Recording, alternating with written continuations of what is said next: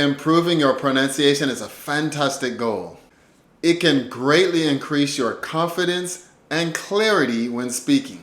It's not just about individual sounds, but also the music of English, stress, rhythm, and intonation. In today's video, let's talk about some effective ways that you can improve your English pronunciation. Are you guys ready to find out some great ways that are going to help you improve your English speaking pronunciation and overall confidence in English? If so, then let's get into it. Before you speak quickly, make sure that you can produce the basic building blocks of English correctly. Do this by starting with individual sounds or phonemes. English has more sounds than letters, and some sounds may not exist in your native language. For example, I have lots of students who have trouble with the TH sound. Take action to improve this by learning the International Phonetic Alphabet. This system uses unique symbols for each sound to help you understand how each word and sound is truly pronounced regardless of the spelling. Many online dictionaries use IPA. You can also use pronunciation charts or apps. You can use resources such as the Color Vowel Chart for learning American English, or also you can do the Learn English Right app, which is made by the British Council for learning British English. These are going to visually represent each individual sound and give you audio along with that visual to show you how to do it. You can also practice minimal pairs.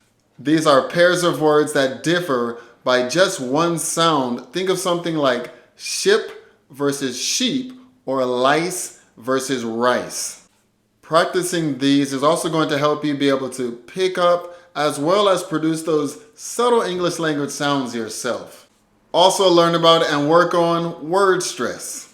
In English, words that have multiple syllables, they're always going to have one syllable that is stressed a little stronger than others. They might be pronounced a little louder, held a little longer, have a higher pitch, and misplacing the stress on the word can really change how people hear your English. It could even change its meaning. Think of something like present, which is a noun, or present, which is a verb. It's basically the same spelling, but where you put that stress on the word is very important. Take action by paying attention to the stress marks in a dictionary so you know where to emphasize and really put the stress on each individual word that you're learning. Sentence stress and rhythm is also very important when it comes to English pronunciation. Not all words in an English sentence are given equal importance.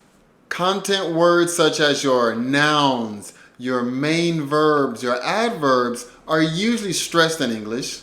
Function words such as your articles or prepositions are often reduced or even de-stressed.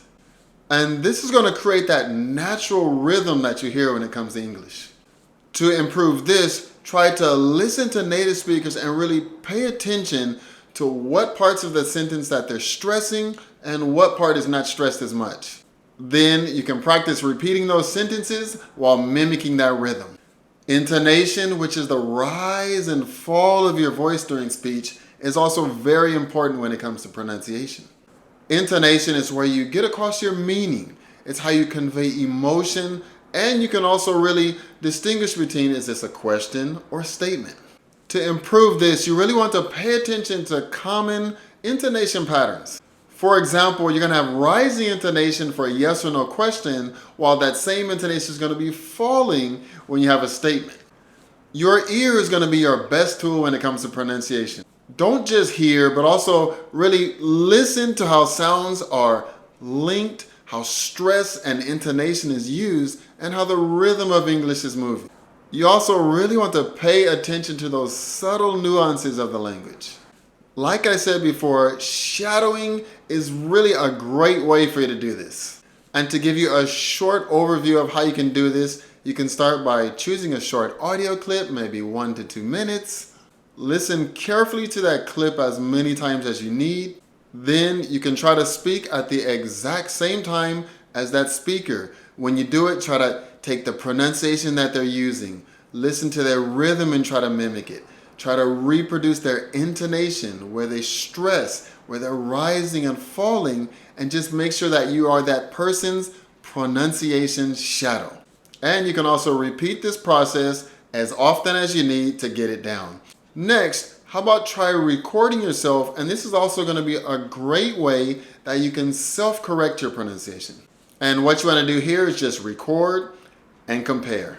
You can use your phone or a computer microphone and record yourself reading a passage or something that you've prepared before. Next, go back and listen to that recording. And of course, if you have it available, compare what you recorded against a native speaker's voice and see where there are similarities. Of course, you want to see where there's differences and then find out what you can improve. And then also really make sure that you identify those gaps. Where did you have the problems? Was it a pronunciation problem? Did you have problem with the stress or the intonation? Was it a rhythm problem? Whatever it is, match yourself against that native speaker, find that gap, and then attack that gap by really focusing in on producing and practicing what you had a problem with. Another great way that you can improve your pronunciation is by reading aloud regularly.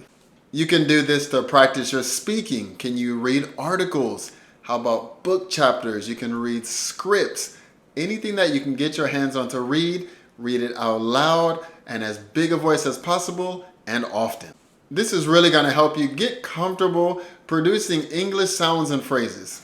Also, don't forget to slow down. You don't have to rush. You just want to focus on really being able to enunciate your sounds, all the vocabulary that you're trying to pronounce, those words and phrases, get them out slowly and clearly, and then gradually increase your speed as you get better. Technology is also a great way to improve your pronunciation. You can use online dictionaries with audio. Every time you have a new word that you come across, make sure to check out how it's pronounced online. And you'll find that lots of the online dictionaries will have both an American or a British pronunciation as well. There's also pronunciation apps. For example, apps like Elsa Speak are a good way that you can improve your pronunciation. And this type of app is going to use AI to really give you an instant feedback on your pronunciation. It helps you to identify specific areas and really give you somewhere to focus your practice on. Also, think of something like tongue twisters. Tongue twisters are just going to be fun and effective ways that you can really practice working on tricky English sounds.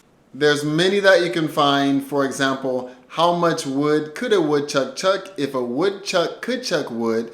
And so many others. If you go online, just search in, look for tongue twisters, and then find one that you like, practice it. So last, let's talk about some general advice that's also going to help you on your pronunciation journey.